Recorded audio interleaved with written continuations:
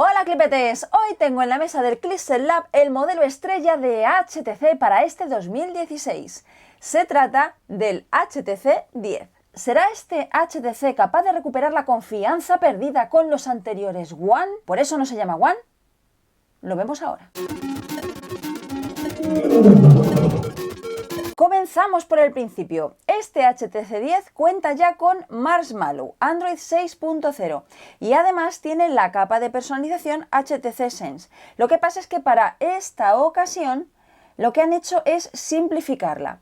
Han debido trabajar conjuntamente con Google para hacer que algunas de las aplicaciones no se duplicasen. Sí hay 2 o 3 aplicaciones que se repiten, como por ejemplo la de correo, porque también tenemos Gmail, pero hay otras que ya no, como por ejemplo la galería de fotos, que ahora es solo fotos, que es la aplicación de Google, que además nos permite tener todas nuestras imágenes almacenadas en la nube. Si esta simplificada interfaz se agradece, también se agradece la pantalla 5,2 pulgadas de resolución Quad HD, 2560 por 1440 píxeles de resolución, que hacen 564 píxeles por pulgada. La tecnología de la pantalla es Super LCD 5 y cuenta con protección Corning Gorilla Glass de última generación. Además, la superficie de la pantalla es 2,5D. Esto lo podemos ver gracias a que tiene una ligera curvatura que se ajusta al marco. La pantalla nos ha gustado mucho, no solo en términos de nitidez, sino también en términos de colorido y de brillo.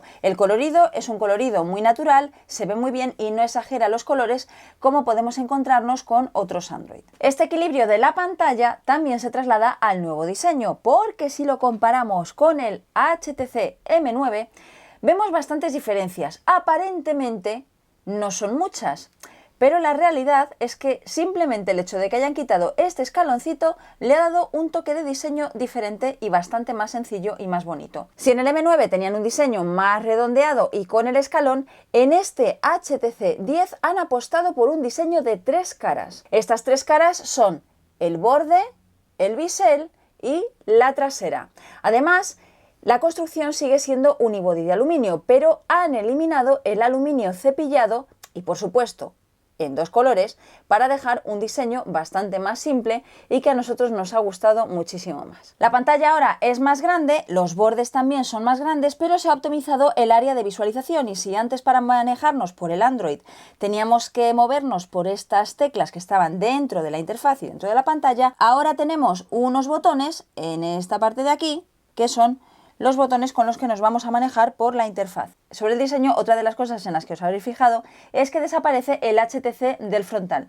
Y si bien es cierto que el diseño nos parece más limpio, también cabe la posibilidad de que sea más fácil confundirlo con otros Android, porque en cierta forma ha perdido un poquito de personalidad. En cualquier caso, otra de las cosas que podrían haber mejorado es el tema del peso, porque pesa 4 gramos más que el M9 y el M9 ya nos parecía pesado. Así que os podéis hacer una idea más o menos si os digo que pesa 161 gramos de cristal y aluminio. En la parte de abajo nos encontramos con el escáner de huellas dactilares, que podemos desbloquear en 360 grados. La configuración es prácticamente la misma que las de otros dispositivos que hemos probado, y con respecto al desbloqueo la verdad es que funciona bastante bien y es muy rápido. Y si ha ganado un escáner de huellas dactilares, ha perdido un puerto infrarrojo. ¿Os acordáis de que antes podíamos utilizar nuestro smartphone como mando a distancia universal? Bueno, pues ya no se puede. En la parte de arriba solo nos encontramos con el mini jack de audio, y esta parte que sirve para la salida de las antenas para poder emitir y recibir la señal. Lo mismo que sucede con las bandas tanto superior como inferior, que están en el cuerpo de aluminio. En la parte lateral tenemos el botón de encendido y apagado, que tiene un poco de textura, el control de volumen, y aquí tenemos una bandejita. ¿Qué bandejita será? Pues una bandeja que nos va a servir para la tarjeta Nano SIM. La volvemos a introducir y nos vamos al otro lateral. En este otro lateral tenemos otra bandeja, que es la bandeja para las tarjetas microSD. Esta tarjeta nos va a servir para ampliar el almacenamiento hasta 2 teras. El almacenamiento interno puede ser o bien de 32 o bien de 64 gigas. Por cierto, que cuando digo 2 teras me refiero a 2 teras en un futuro cuando existan esas tarjetas. De momento las tarjetas micro SD se limitan a los 200 gigas. Pero bueno, para que os hagáis una idea, cuando leáis 200 gigas seguramente que sea compatible con tarjetas de mayor capacidad. En la parte de abajo nos encontramos con un micrófono que es uno de los 3 que tiene. Tiene también un puerto USB tipo C, que ojo, es de las primeras grandes marcas que lo incorporan. Y aquí tenemos un altavoz. Este altavoz es el que se va a ocupar de los graves y va a ser el buffer del dispositivo. Y si nos vamos a la parte de arriba, nos encontramos con que en esta zona de aquí estará el otro altavoz, que se va a ocupar de los agudos, es decir, del tweeter. En este sentido, siguen manteniendo la tecnología Boom Sound, pero esta tecnología la verdad es que funciona mejor con los auriculares que con estos altavoces, porque los altavoces la verdad es que no nos han acabado de convencer del todo. La diferencia que hay entre este Boom Sound y el de anteriores generaciones es que este es de alta resolución, High Res Audio. Además, se acompaña con estos auriculares. Sí, en el unboxing ya sé que dije que estos no eran los auriculares High Res, bueno, me hice un lío porque recibimos informaciones distintas, así que os voy a decir la información correcta. Los auriculares que vienen con el HTC 10 son High Res y son estos de aquí. Pero además hay otros que son accesorios, que se pueden comprar aparte y que son unos JBL. Estos auriculares JBL tendrían 2 características clave. La primera sería que contarían con cancelación de ruido y la segunda es que cuentan con conector USB tipo C. El sonido con auriculares nos ha encantado. Vamos, nada que ver como cuando utilizaban los Beats. Si nos vamos a la configuración, podemos personalizar el tipo de auriculares que estamos utilizando y también podemos personalizar el perfil de audio. Yo aquí tengo ya uno personalizado para mí, pero si quisiese personalizar otro, podría hacerlo de 2 maneras. Uno de manera rápida, en el que me estaría preguntando mi edad, etcétera, el tipo de música que escucho, y también este otro que se basaría en escuchar las frecuencias. Nos mostraría una serie de frecuencias y entonces yo le iría diciendo si escucho esas frecuencias o no. Esto es una audiometría un poquito pues de andar por casa, pero que al final acaba siendo bastante efectivo. Eso sí, el sonido que nos va a ofrecer tiene bastantes graves. Este espectacular sonido High Res se traslada también a la grabación de audio, que es posible hacerla tanto en alta resolución como en resolución normal. Este cambio de resolución nos lo permite hacer independientemente de la calidad de vídeo que estemos grabando. Así que el audio en alta resolución sumado al vídeo en 4K nos parece una combinación estupenda. Y ya que estamos con la cámara, vamos a hablaros de la cámara trasera del HTC 10, que como veis sobresale un poquito. Esta cámara trasera cuenta con un sensor de 12 megapíxeles y tecnología UltraPixel 2. ¿Esto qué significa? Bueno, pues significa que parece ser que HTC se arrepintió de los 4 megapíxeles que tenía su primer ultrapíxel, luego le añadieron 20 megapíxeles a la cámara que parecían demasiados y esta vez han optado por una opción bastante más comedida. Así que este sensor llega a un punto de equilibrio aumentando la resolución hasta los 12 megapíxeles, pero manteniendo unos fotodiodos de gran tamaño, 1,55 micras, que nos debería dar unos buenos resultados en teoría.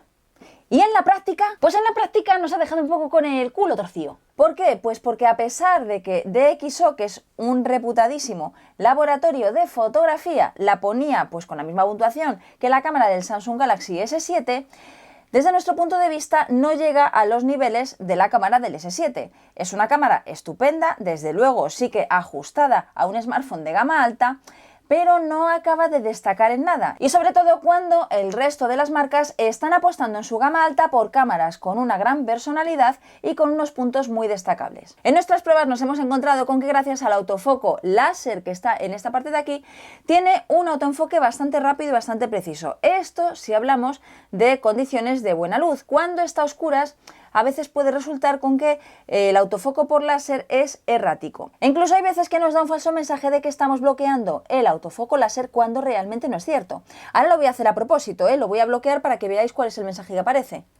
Bueno, pues este sería el mensaje que aparece, pero sin poner nada delante, claro. El otro punto a mejorar que hemos visto, sobre todo comparado con la competencia, es que genera ruido incluso en bajos ISOs de manera inusual, algo que creemos que se podría mejorar incluso con una actualización de software. La consecuencia es que obtenemos unas imágenes menos nítidas de lo que podría llegar a dar este sensor. Y hasta aquí la parte mala, porque todo lo demás es bueno. Por ejemplo, la exposición es prácticamente siempre correcta, el colorido es muy natural, las imágenes son muy nítidas y contamos con una interfaz muy sencillita que nos permite realizar imágenes en cámara lenta, hiperlapse y también panorámicas, Zoe y un modo Pro. En este modo Pro nos encontramos con que podemos modificar el balance de blancos, la compensación de exposición, el ISO, también la velocidad.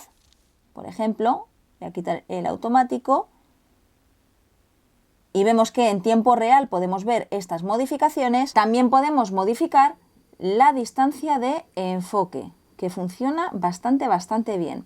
Y solo echamos de menos el desenfoque virtual que tiene como característica algunos de los smartphones de la competencia. Y ojo, que también tiene algo que no tienen todas las cámaras de la competencia, y es el formato RAW. Podemos elegir entre RAW y JPEG. También es cierto que utilizando el modo RAW podemos sacarle bastante más partido a las imágenes de esta cámara. Eso sí, para eso tendremos que utilizar inevitablemente nuestro ordenador. La cámara frontal cuenta con un sensor de 5 megapíxeles y cuenta también con unos fotodiodos más grandes de lo habitual en las cámaras frontales del resto de los smartphones. Es 1,34 micras de tamaño cada uno de los fotodiodos de este sensor. Además, el objetivo es un f1.8, que es la misma luminosidad que tiene el objetivo de la cámara trasera.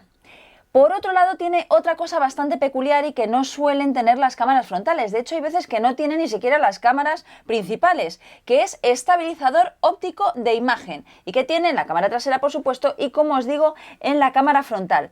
Esto es especialmente útil para que cuando nos estemos haciendo los selfies con el brazo estirado, evitemos el que las fotos salgan movidas, porque compensa el movimiento y la trepidación que ejercemos con nuestro brazo. Además, si el objetivo de la cámara principal es angular, 26 milímetros, el de la cámara frontal es gran angular, 23 milímetros, para que salgamos todos los amigos. Bueno, y si a esto le sumamos el modo belleza para salir estupendos, que podemos bajar o subir, pues nos salen unos selfies la mar de chulos. También tiene un modo vídeo selfie, que es capaz de grabar vídeos con la cámara frontal en formato Full HD. Por dentro cuenta con un procesador Qualcomm Snapdragon 820 de 64 bits, que cuenta con dos núcleos a casi 2,2 GHz y otros dos núcleos a 1,6 GHz.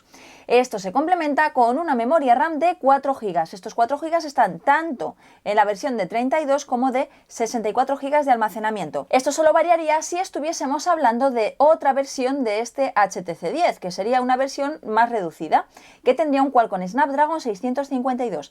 En este caso estaríamos hablando de 32 GB de almacenamiento y de 3 GB de memoria RAM. Y su nombre es el HTC 10 Lifestyle. Con respecto al rendimiento del procesador, este HTC 10 está en la parte alta de la tabla.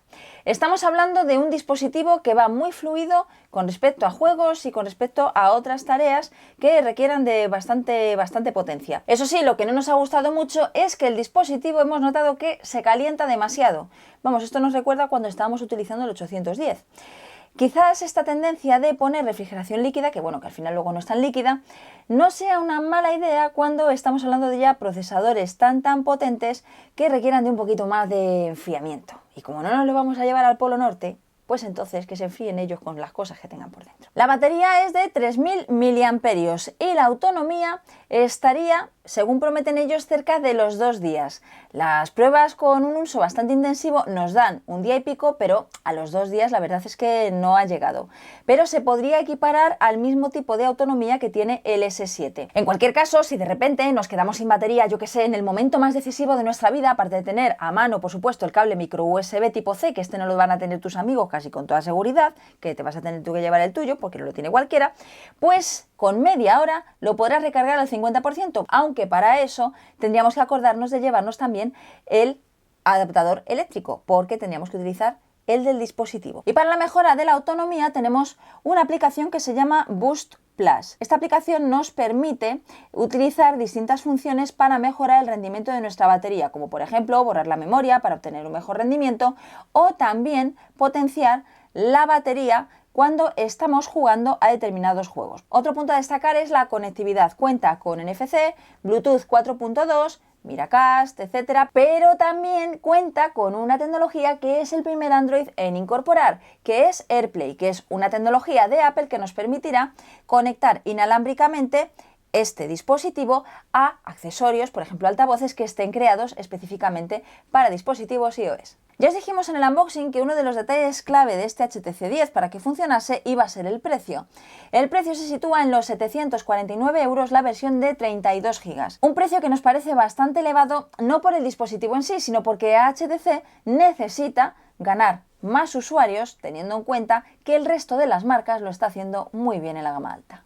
Si HTC hubiese hecho este dispositivo hace 2 años, claro, con las posibilidades que había por aquel entonces, hubiese arrasado, pero ahora la competencia está demasiado fuerte. Así que por su construcción y su pantalla, su potencia y su sonido, este HTC 10 se ha ganado nuestro sello Clipete. Y ya sabes que si quieres saber más sobre smartphones o sobre cualquier otro gadget, puedes visitarnos en Clipset, la tecnología fácil y divertida. Hasta el siguiente videorama.